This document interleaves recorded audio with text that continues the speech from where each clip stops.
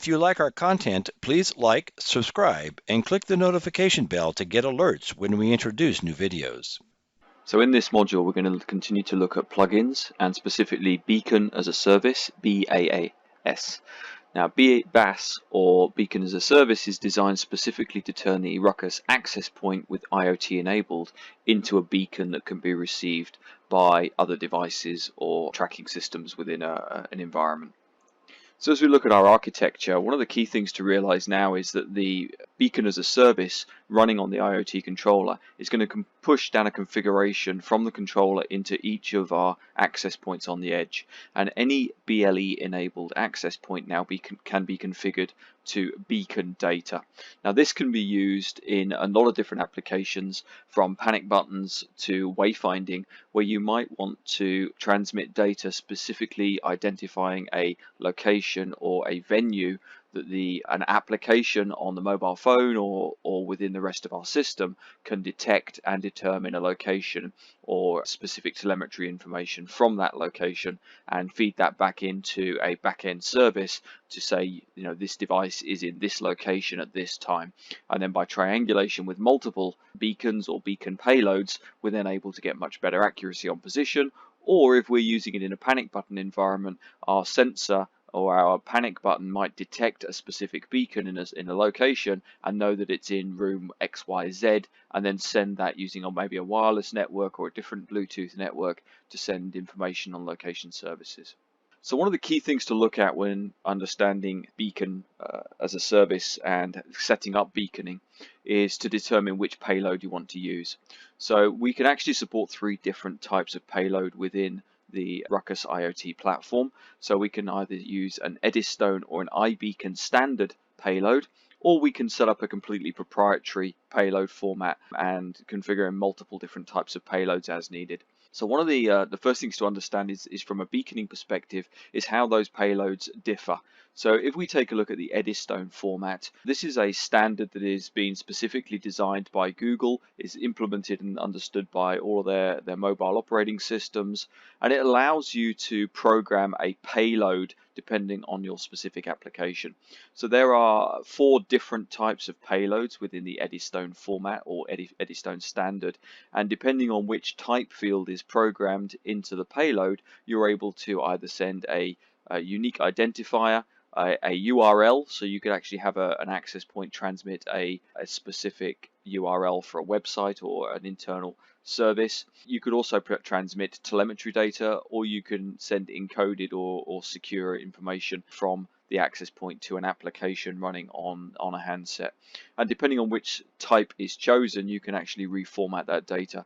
And one of the other things with Eddystone is you can daisy chain these, so you can send one beacon transmission with multiple payloads with different types defined. iBeacon is a much simpler format, and really it's designed to provide you with a venue and a location identifier along with a unique ID that is specific to your deployment. Within that, you also then can have a major and a minor payload, which will allow you to identify a specific location, beacon, or device as needed. All of these also include a power transmission field, which allow you to identify how much power at a certain distance you should expect to receive, which can be used for a rough estimation of distance calculation from the access point to the device. Okay, so now we're going to try and use the Beacon as a Service plugin for the IoT controller. So what we have is an access point that is being configured with BLE, and what we're going to do is configure this access point now so that it transmits beacons as a service, and we can configure those beacons as we need to. So once again, we go to our plugins, and we're going to select our Beacon as a Service and activate that. So again, we're going to decide which beacons we want to enable. So in this particular case, we'll transmit on all. We decide how often that we want to transmit the beacon. So we'll set it for 250 milliseconds. The beacon type, and we can set a custom, an iBeacon or an Eddystone. And then in addition to that, we can also set the UUID that we want, the major and minor value, and the transmit level at 1 meter. So once we've configured this will now start to transmit beacons from the access point, which we could detect on our mobile phone or on our device or on another access point.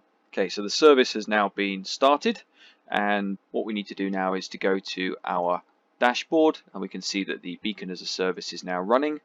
And if we go to our mobile phone, we should be able to see the beacon coming into the system, and we should be able to detect that on our tablet or our mobile phone as needed. Okay, so we're going to use a tablet from an Android machine and basically run an RF scan looking specifically for beacons. So we're using a Nordic RF scanner here, which is designed specifically to pick up any type of beacons close to the tablet. Now you can see at the moment we've got a list of all the beacons that are currently visible from the mobile phone or from the handset, and you can see that we're getting about half a dozen different types of beacons, maybe 8 or 9 different beacons visible. Okay, so after about a minute or so, you'll see the line now appear at the top for the beacon that's just been detected. So this is now coming from the IoT controller's connected access point.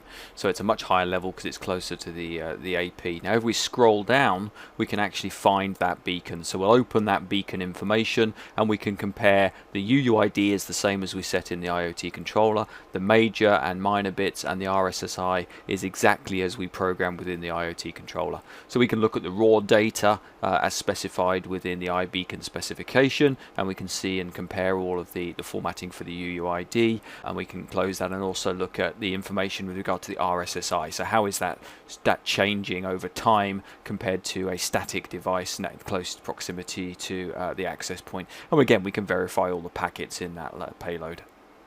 So that completes our setup and testing of Beacon as a service on the RUCKUS IoT controller.